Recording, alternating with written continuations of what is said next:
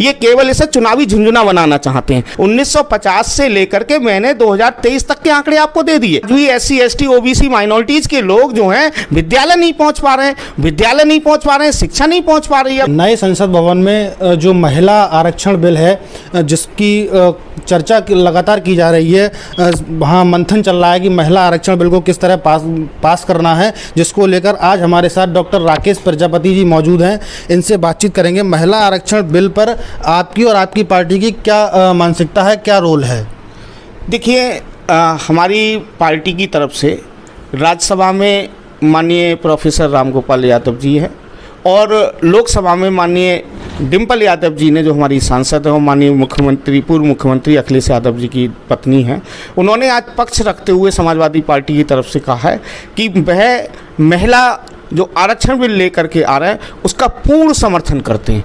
और मैं आपको और बताना चाहता हूँ विस्तार से, इंडिया के जितने भी 28 घटक दल हैं, चाहे वो तृणमूल कांग्रेस हो, चाहे वो राष्ट्रीय जनता राजद हो, चाहे वो जनता दल यूनाइटेड हो, चाहे स्टालिन जी की पार्टी हो, चाहे ममता बनर्जी की पार्टी हो, चाहे वो शरद पवार की पार्टी हो, चाहे वो शिवसेना हो, सभी पार्टियों ने एक स्वर मत में आज लोकसभा में इस जो कानून लेकर के आ रहे हैं, इस कानून का समर्थन किया है।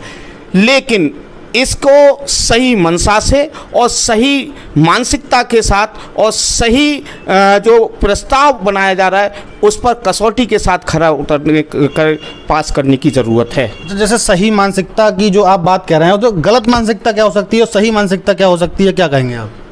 देखिए, सबसे पहला क्वेश्चन तो यही है कि आखिर ये 2024, जैसा कि उन्होंने अभी घोषित किया है कि ये 2024 में, पहले तो देखिए SC ST OBC में एक आंकड़ा आप लोगों के साथ में देना चाह रहा हूँ। एक आंकड़ा आपको जो प्रधानमंत्री जी ने, माननीय प्रधानमंत्री जी ने कल उसको दिया था लोकसभा में, वही आंकड़ा मैं आपको देना चाह रहा हूँ।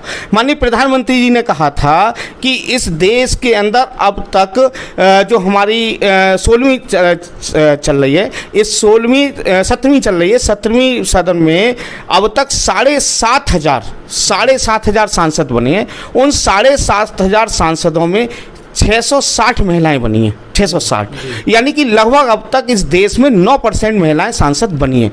लेकिन आपको अचंभित करने वाले आंकड़े मैं आज दे रहा हूं।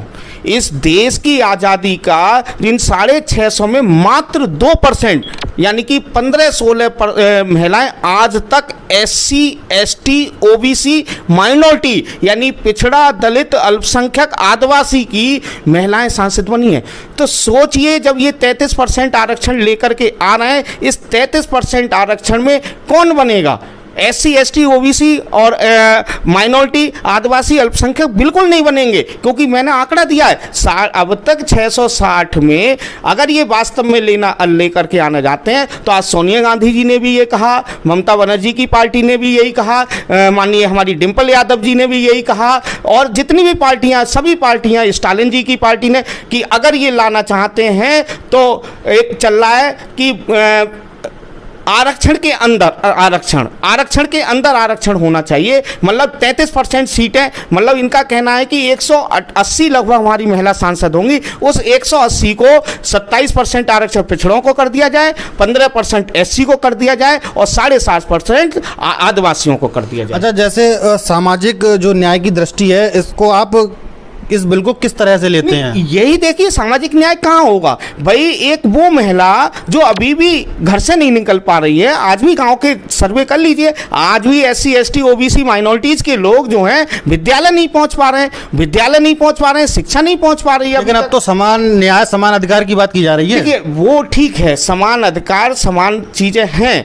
लेकिन मैंने आपको आंकड़े दे दिए। अब से थोड़ी है, देश आजाद कब हुआ? 1950 में, 1947 में आज़ाद हुआ, 1950 में हमारा संविधान लागू हो गया। 1950 से लेकर के मैंने 2023 तक के आंकड़े आपको दे दिए। जब हम 75 अमृत काल मना रहे हैं, 75 सालों में मात्र 2% अभी तक SC ST OBC के लोग बन पाए। क्यों नहीं बन पाए? क्योंकि अभी भी कहीं प्रधानी का चुनाव हो, कहीं कोई वैसा चुनाव हो, तो सामान्य सीट पर अभी भी SC ST OBC माइनॉरिटीज के लोग एक चीज और भी होती है, जैसे प्रधानी जो चुनाव इलेक्शन की आप बात कर रहे हैं, इसमें जनरल का जो चुनाव होता है, जब जनरल आरक्षण होता है तो उसमें सभी चुनाव लड़ते हैं। SC या OBC में फिर जनरल वाला भी तो नहीं लड़ पाता है, क्या कहेंगे आप? नहीं, देखिए वहाँ पर ये माननीय नेताजी की व्यवस्था थी।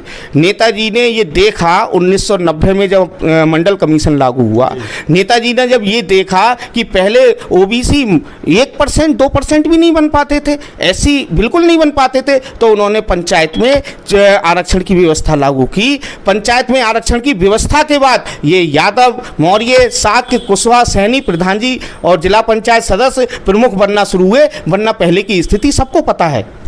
तो 2024 में सुनने में आया 2024 में इस बिल को लागू नहीं किया जा रहा, क्या कहेंगे? यही मैंने सबसे पहले आपसे कहा था कि इनकी मानसिकता सही नहीं है, ये केवल इसे चुनावी झुंझुना बनाना चाहते हैं। आज सोनिया गांधी जी जब सदन में बोल रही थी तो उन्होंने यही कहा, आप अगर इसे लागू करना चाहते हैं तो इस 2024 में लागू करें। अभी 6 महीने का समय है, 6 महीने में कास्ट सेंसस कराएं, जातीय जनगणना कराएं, और जातीय जनगणना कराने के बाद इसको 2024 के चुनाव में करें।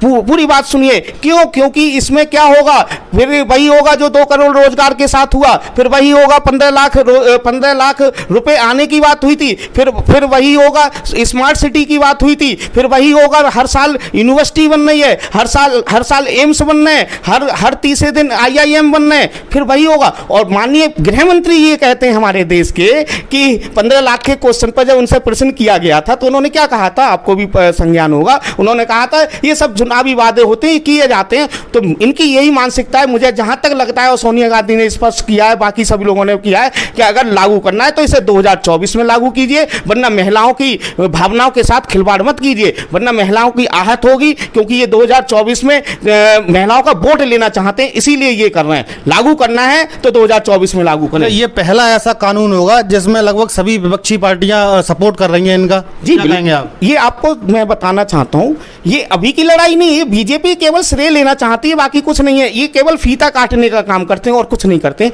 ये माननीय सेकुलर नेता रहे हैं, हमारे समाजवादी नेता रहे हैं, माननीय जनता दल यूनाइटेड के HD देवगौड़ा।